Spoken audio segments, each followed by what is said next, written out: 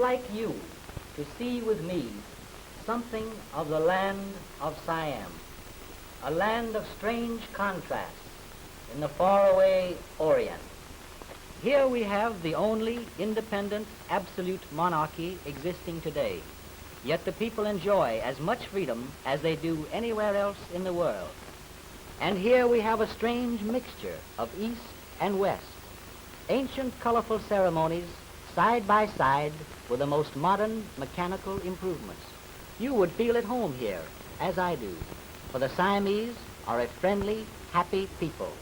It is my good fortune to dwell among these people and to share their lives, and I am happy to be selected as your guide for the unfolding of some of the magnificent and spectacular ceremonies which you will witness in these films.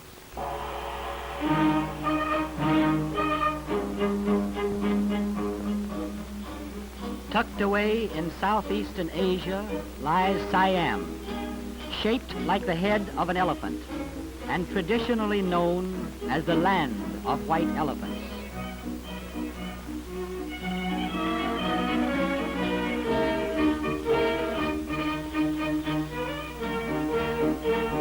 Perhaps no city in the Far East has retained so much of the color and glamour of the Orient as Bangkok. It has been called the Jewel City of Asia, but the Venice of the East is probably a more suitable name, for the whole city is laced with canals, although it has paved highways as well. Waterways constitute one of the chief transportation systems of the country. There are no drive problems here. The Siamese of the Great Central Plain are water people, as much at home in boats as on land. They have even been called web-footed. The favorite home of many Siamese is a floating house with the river as a front yard, and they're always dropping in on each other. The floating market is one of the centers of river life. In the early morning hours, a vast array of delicious tropical fruits and vegetables are brought from nearby truck farms. The market is crowded with boats and buyers, and it's a noisy place, for the ladies are in the majority.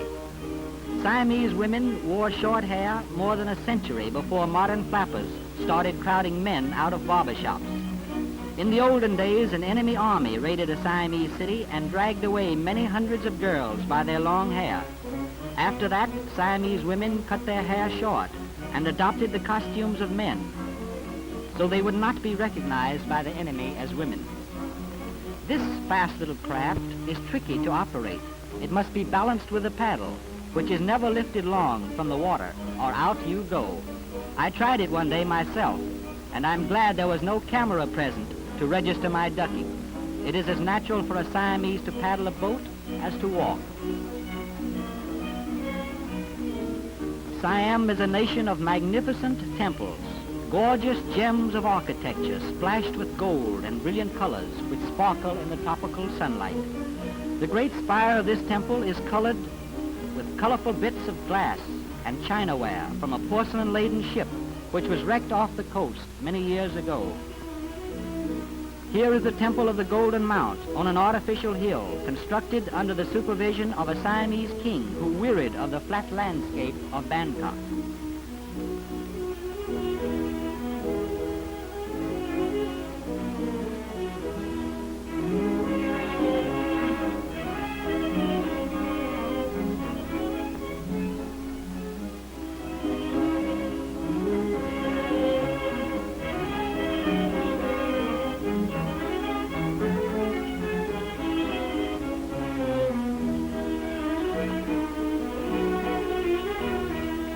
is Wat Benchama Bopit, a temple of pure white marble with tiled roof of brilliant orange, one of the most gorgeous sights in the whole Orient.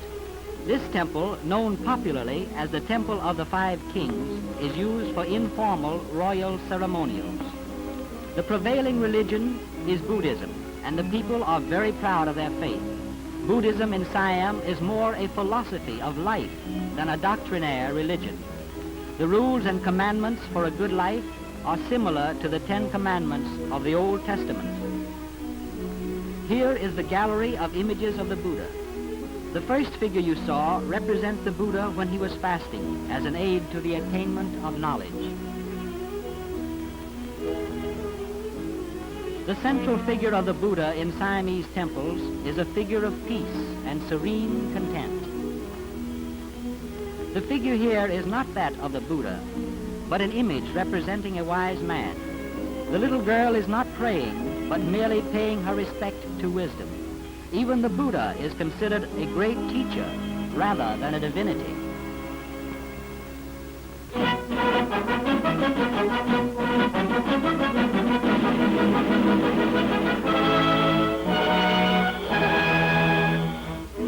The unique festival of Ko Prasai is held every year in the grounds of many Bangkok temples.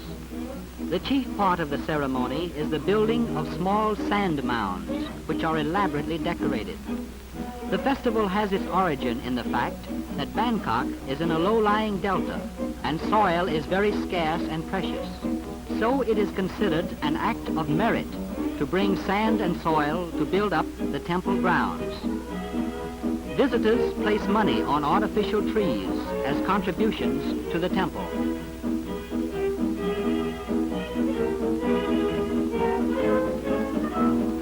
Siam is a land of colorful and spectacular festivals.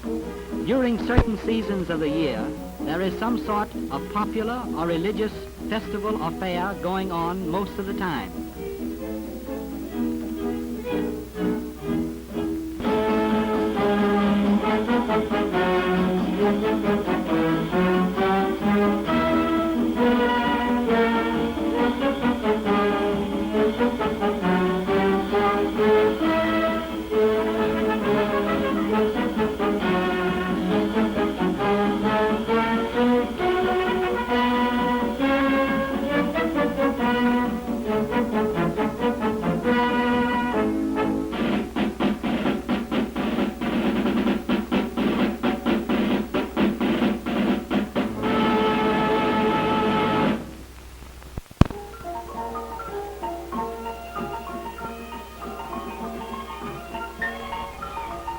The Siamese are very fond of the theater, especially classical dancing. The girls are trained from childhood, and they look very picturesque in their elaborate costumes. They wear no musical comedy scanties, and in their dancing there is no element of sensuality. You see, there are no tired businessmen here.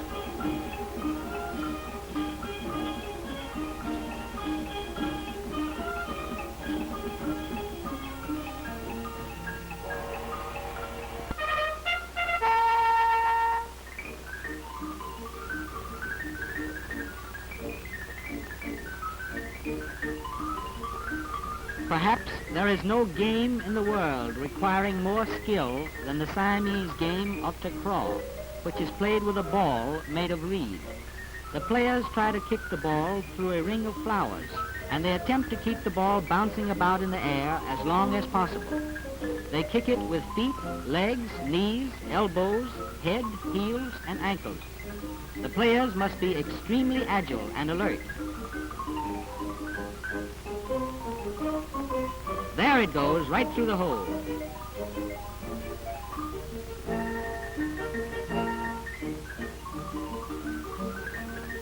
Another goal.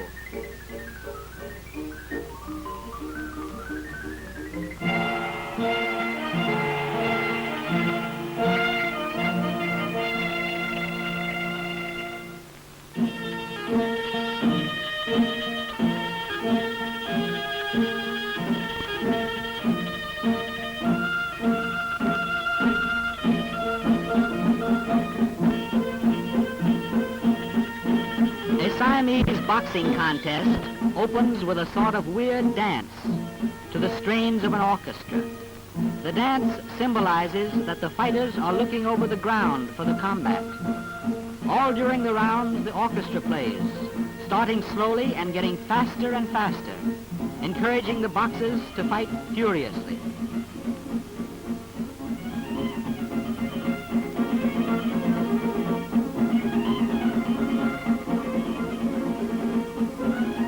Siamese boxing is the real art of self-defense. It teaches defense against everything. Kicks, fist blows, elbow jabs, knee punches, or what have you. One of the favorite blows is knee to chin, which is often a knockout.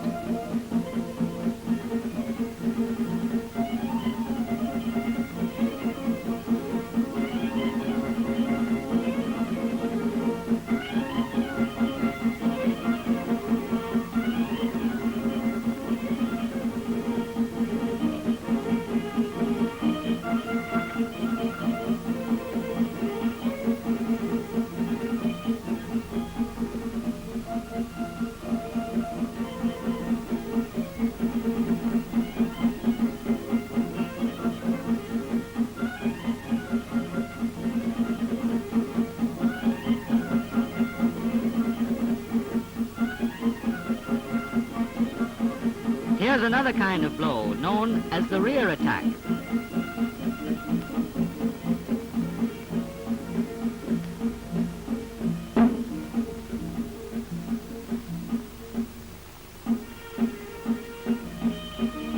Siamese boxing is not cluttered up with a lot of rules and red tape. They go in to fight, and they do. Oh boy, what a fight.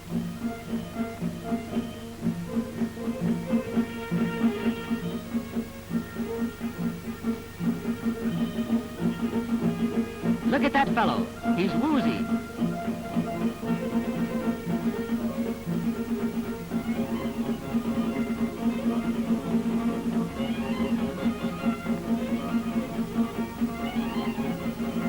There he goes. He's down. 10, 11, 12, 13, 14, 15, 16, 17, 18, 19, 20. By the count of 20, he is definitely out.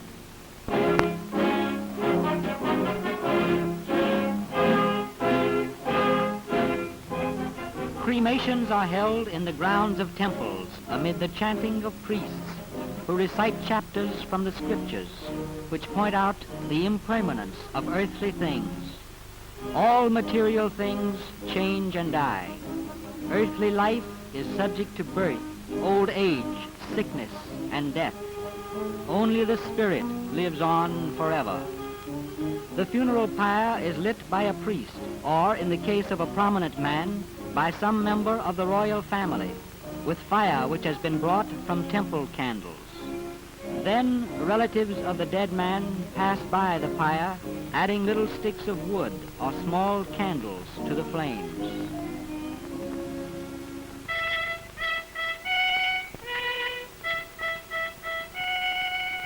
The rare and perhaps the last picture of King Rama VI, taken with some of the members of his family just before his death a few years ago.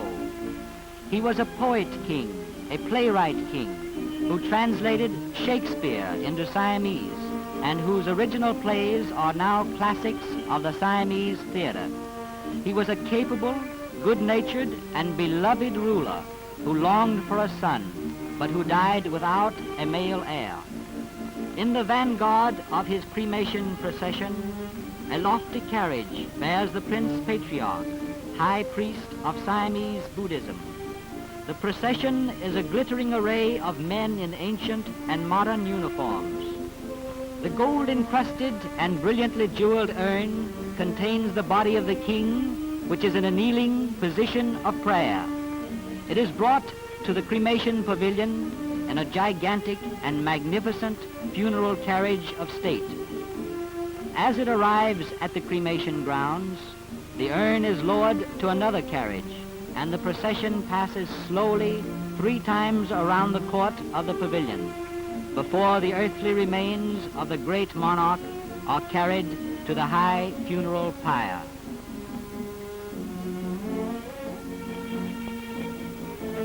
The new king and queen are borne in palanquins to join the cremation procession.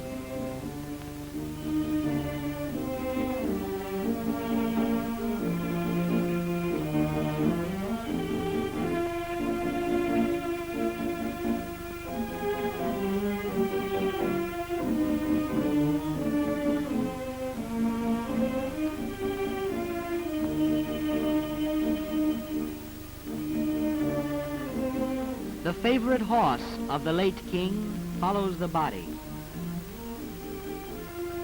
This marvelously beautiful cremation pavilion cost $500,000 to Calls, about $250,000. For each royal cremation, a new pavilion must be built. Even the same materials cannot be used for a similar purpose again. The wood is usually presented to various temples.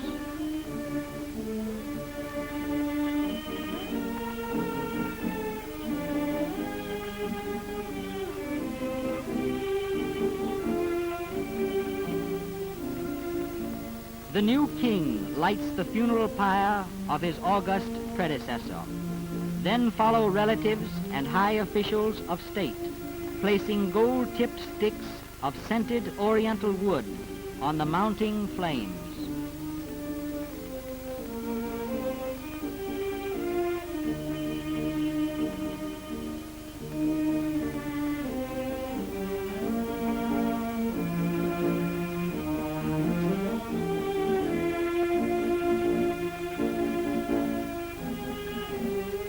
And so the soul of a great and benevolent monarch is released for a higher life.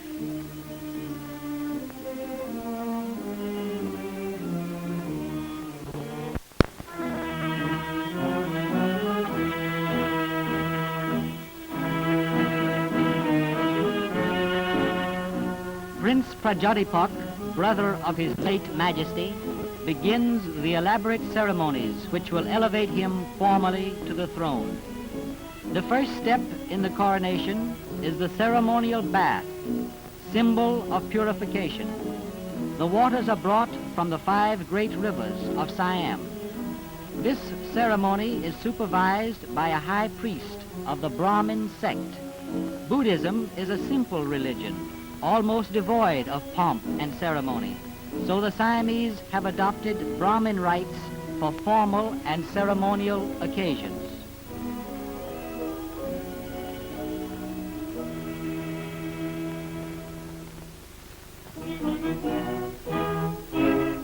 In a magnificent chamber of the Grand Palace, the coronation continues. The prince who is about to become king places the heavy crown of gold on his head himself, as it is forbidden for anyone else to touch the head of a king.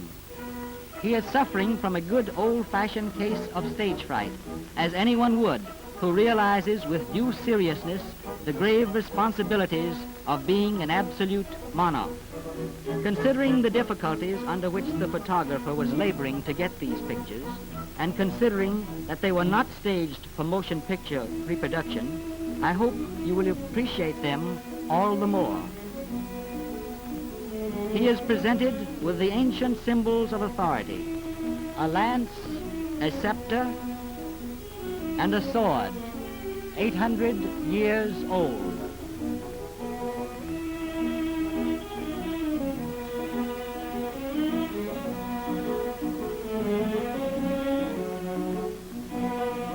As a symbol of his benevolence, he scatters artificial flowers of gold and silver before him.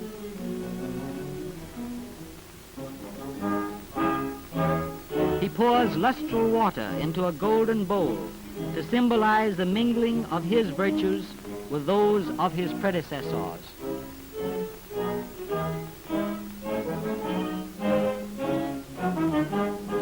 Finally, surrounded by the royal guard, he mounts the magnificent golden throne. It is an awkward throne to mount, so he is fully seated before the curtains are drawn aside to reveal this gorgeous sight to those in the audience chamber. And now behold, His Majesty King Prajadhipok, Admiral of the Navy, Commander of the Army, supporter of the faith, and supreme ruler of Siam.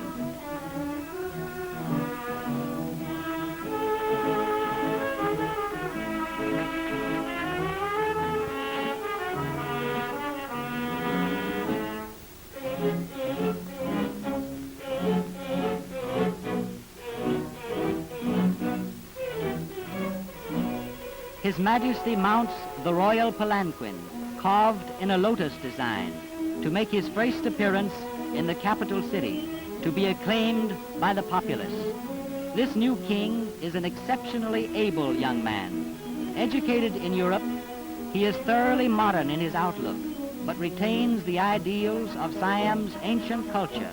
His only thought is the welfare of his people.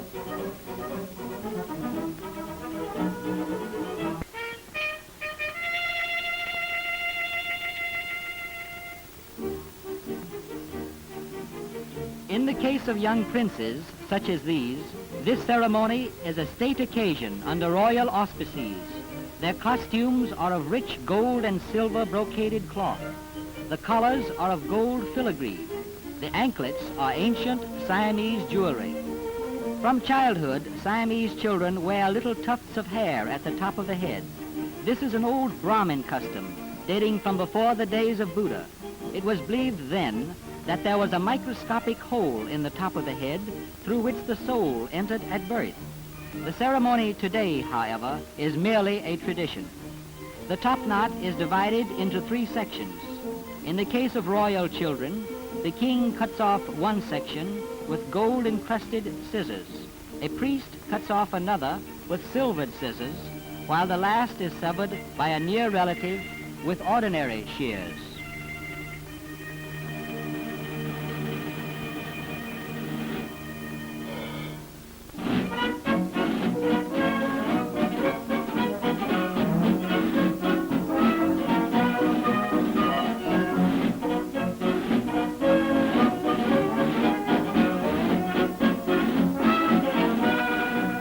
The king is very popular with the military forces, for he was trained as a military man and served as an artillery officer before he ascended the throne. During his training, he served with the British and French armies.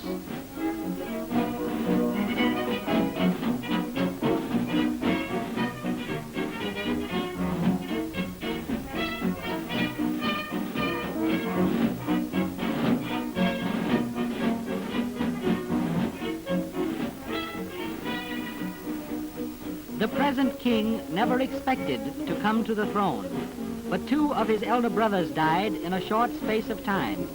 Even then, there was hope that his brother, King Rama VI, would be blessed with a male heir. A royal infant was expected even as King Rama lay on his deathbed. A child was born, but it was a girl, and Siam does not have ruling queens. A few hours later, King Rama was dead. So King Prajadhipok came unexpectedly to the throne, but he has fully proved his worth as a statesman and administrator.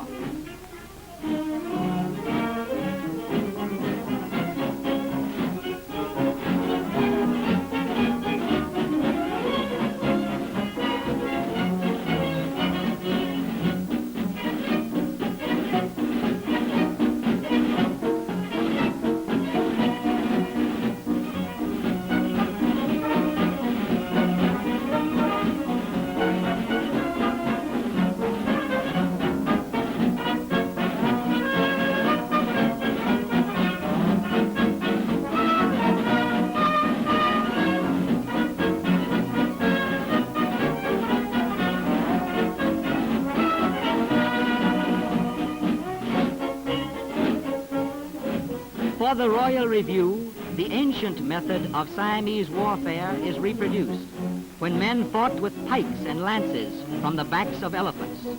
It was usual for the king to lead his men fearlessly into the din and clatter of battle.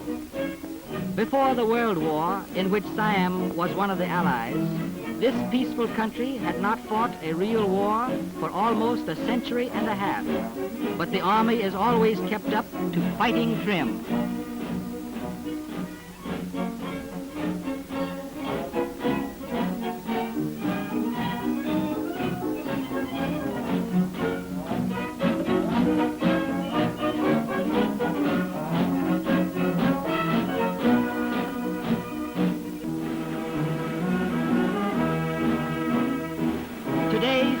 too has its flivvers, radios, railways, air mails, buses, and even miniature golf.